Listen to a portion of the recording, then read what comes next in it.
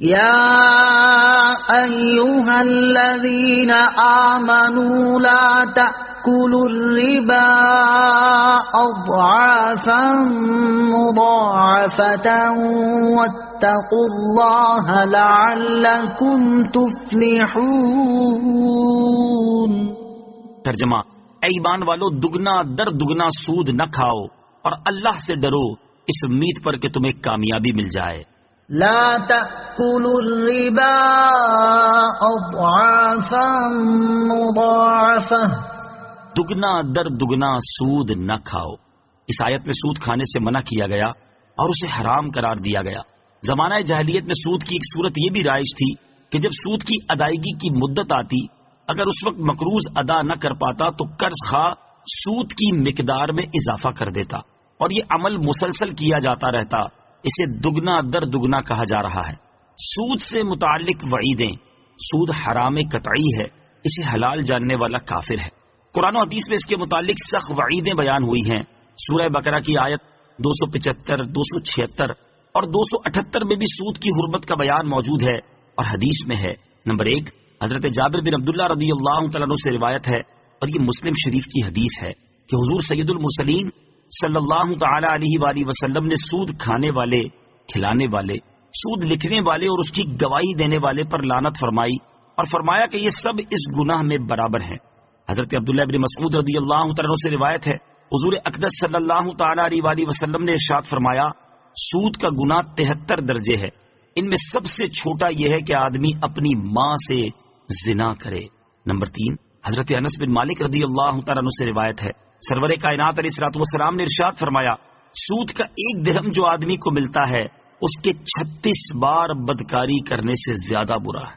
Number 4، حضرت ابو ہریرہ رضی اللہ تعالی عنہ سے روایت ہے، رسول اللہ صلی اللہ تعالی علیہ وسلم نے ارشاد فرمایا، معراج کی رات میرا گزر ایک ایسی قوم پر ہوا جن کے پیٹ گھروں کی مانند بڑے تھے اور ان میں سانپ تھے جو باہر سے نظر آ رہے تھے۔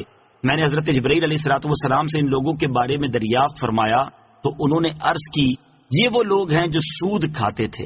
اس آیت سے یہ بھی معلوم ہوا کہ گناہ کبیرہ کر لینے سے آدمی ایمان سے خارج نہیں ہوتا، کیونکہ یہاں سود کی حرمت بیان کرتے ہوئے لوگوں سے اے ایمان والو کہہ کر خطاب کیا گیا ہے۔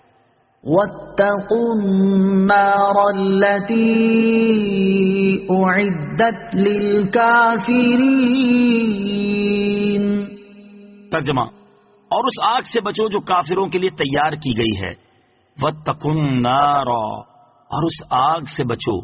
حضرت عبداللہ بن عباس رضی اللہ تعالیٰ عنہما نے فرمایا، اس آیت میں ایمانداروں کو تہدید یعنی دھمکی ہے کہ سود وغیرہ جو چیزیں اللہ عز و جل نے حرام فرمائی ہیں ان کو حلال نہ جانے، کیونکہ حرام قطعی کو حلال جاننا کفر ہے۔ وَأَطِيعُوا اللَّهَ وَالرَّسُولَ لَعَلَّكُمْ تُرْحَمُونَ۔ ترجمہ، اور اللہ اور رسول کی فرما برداری کرتے رہو تاکہ تم پر رحم کیا جائے۔ وَأَطِيعُوا اللَّهَ وَالرَّسُولَ، اور اللہ اور رسول کی فرما برداری کرتے رہو۔ فرمایا گیا کہ اللہ عز و جل اور اس کے رسول صلی اللہ تعالی علیہ وسلم کی اطاعت کرو، اور یہ بات یقینی ہے کہ اللہ عز و جل کی اطاعت اس کے رسول علیہ الصلوۃ والسلام کی اطاعت کو کہتے ہیں۔ رسول اللہ صلی اللہ تعالی علیہ وسلم کی نافرمانی کرنے والا اللہ عز و جل کا فرما بردار نہیں ہو سکتا۔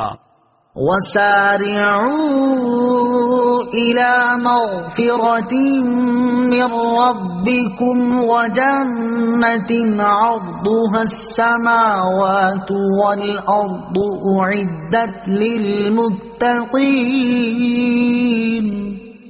ترجمہ، اور اپنے رب کی بخشش اور اس جنت کی طرف دوڑو جس کی وسعت آسمانوں اور زمین کے برابر ہے، وہ پرہیزگاروں کے لیے تیار کی گئی ہے۔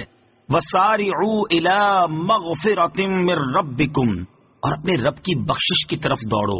فرمایا گیا کہ گناہوں سے توبہ کر کے، اللہ عز و جل کے فرائض کو ادا کر کے، نیکیوں پر عمل پیرا ہو کر اور تمام اعمال میں اخلاص پیدا کر کے اپنے رب عز و جل کی بخشش اور جنت کی طرف جلدی کرو۔ پھر جنت کی وسعت اس طرح بیان فرمائی کہ لوگ سمجھ سکیں، کیونکہ لوگ جو سب سے وسیع چیز دیکھتے ہیں وہ آسمان و زمین ہی ہے۔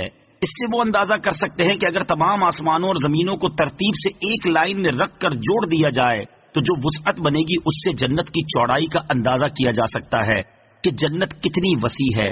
حضرت انس بن مالک رضی اللہ تعالی عنہ سے دریافت کیا گیا کہ جنت آسمان میں ہے یا زمین میں؟ فرمایا کون سی زمین اور کون سا آسمان ایسا ہے جس میں جنت سما سکے؟ عرض کیا گیا پھر کہاں ہے؟ فرمایا آسمانوں کے اوپر عرش کے نیچے۔ جنت نہایت عظیم الشان جگہ ہے، اللہ تعالیٰ کی رضا اور اس کے دیدار کا مقام ہے۔ قرآن پاک میں جنت کی عظمت کو بکثرت بیان کیا گیا ہے۔ اللہ تعالیٰ اپنے حبیب علیہ الصلوۃ والسلام کے صدقے ہمیں جنت الفردوس میں اپنے پیارے حبیب صلی اللہ تعالیٰ علیہ وآلہ وسلم کا پڑوس نصیب فرمائے۔